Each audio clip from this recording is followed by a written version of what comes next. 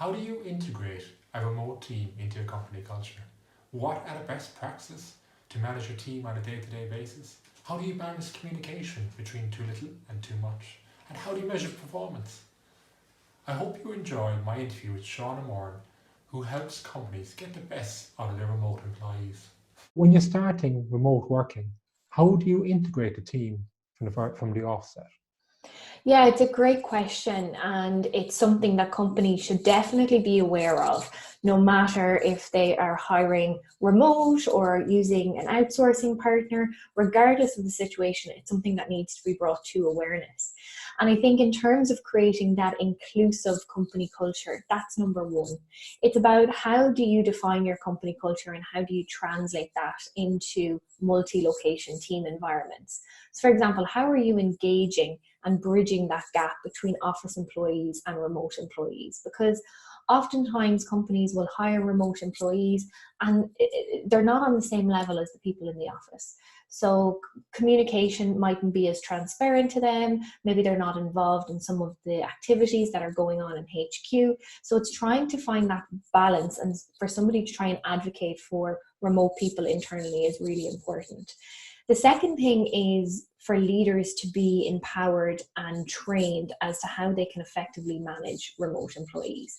Because when we don't work with people in person, we lack a lot of the normal communication or water cooler moments that would naturally happen in an office, right? So we don't have that awareness of non-verbal communication that we need to have when we work remotely. So leaders need to be trained and developed as to how they can effectively coach remote employees, how they can effectively manage performance and engagement and productivity, and to be able to listen to remote employees on a deeper level because they don't have that face-to-face connection with them.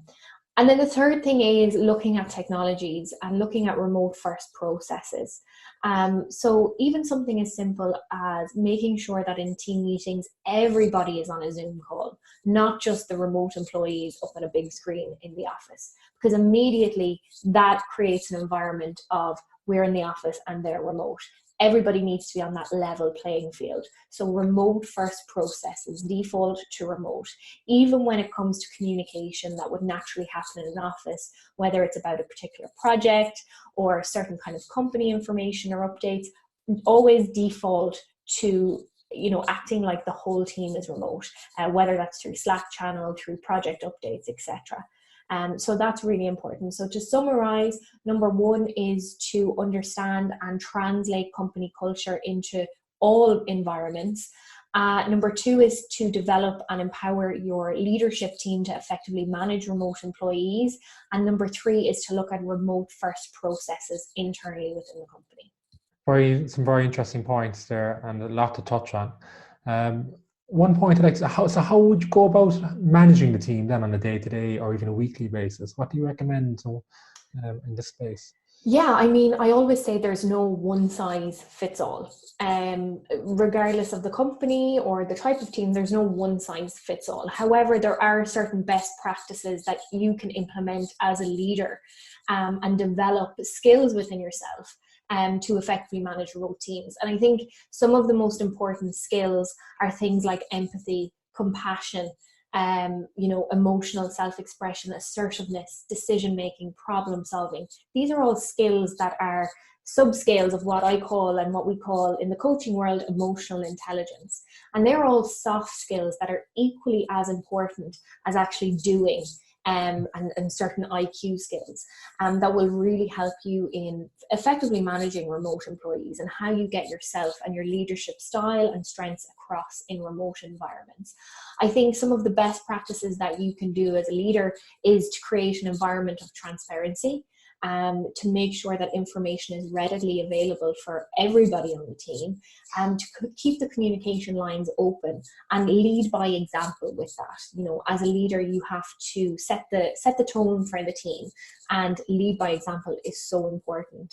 And the third thing to do is to set expectations and boundaries. So understand what your expectations are, understand the expectations that you have for the people on your team and also the people in your office and how you're going to manage that, and clearly define those expectations. It could be something as simple as making sure that everybody, says good morning in Slack, at the start of their day, or gives an update at the end of the day to say how their day went.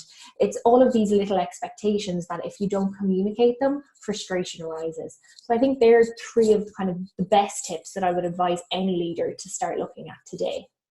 Thanks, Shauna. And I love the way you mentioned their communication, which I believe very, very important in managing a remote team. But you said you need to keep the communication lines open. But you can have, on one side you can have, too much communication, and the other side you have too little. How do you go about balancing this? A term that I really love to use and I get my clients to use is a term called mutual accountability or responsibility. And that means that although we have our communication set, so whether that's, a one-to-one every week or a team meeting every week, that's where we discuss, the agendas or the key objectives that we're working towards. But mutual accountability and responsibility stands for the fact that it's a 50-50 responsibility in what we're doing and what we're working on. And that means that I take 50% responsibility for this and so do you. So it's not on any one person. And it says that, my doors are open if something changes and you need to communicate with me about something that may have changed. But if I don't hear from you, I assume that everything is fine.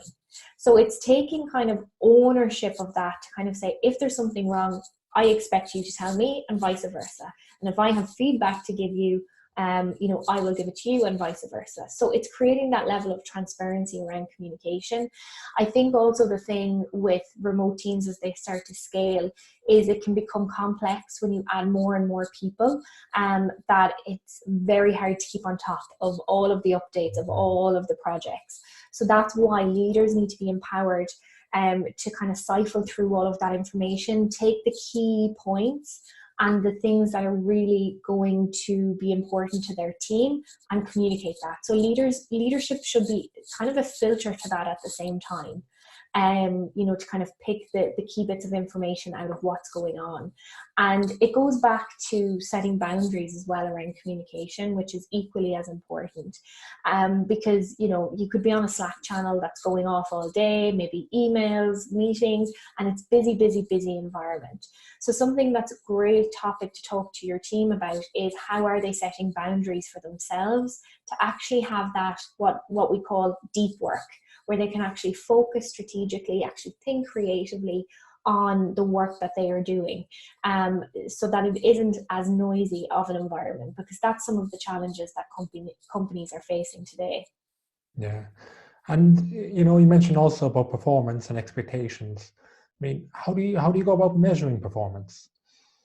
It depends for every team and every company, and there's no one size fits all. I think that the biggest thing around performance is to, yes, make sure it's transparent, but make sure that it's consistent.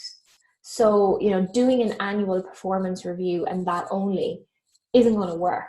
You need to be coaching for performance in your leadership styles, in your one-to-one, in your meetings, regularly checking in on the progress. That's what will pay off in the long term. I mean, I have seen companies that do an annual review and expect everything to kind of turn around performance issues, but it just doesn't work. It's consistency, like anything. So it's talking about that in the interactions that you have with your team. But also equally as important is finding time to build interpersonal relationships in remote environments. So it's trying to find that balance all of the time. That's the challenge, but it absolutely can be done. I think different personality types communicate in different ways.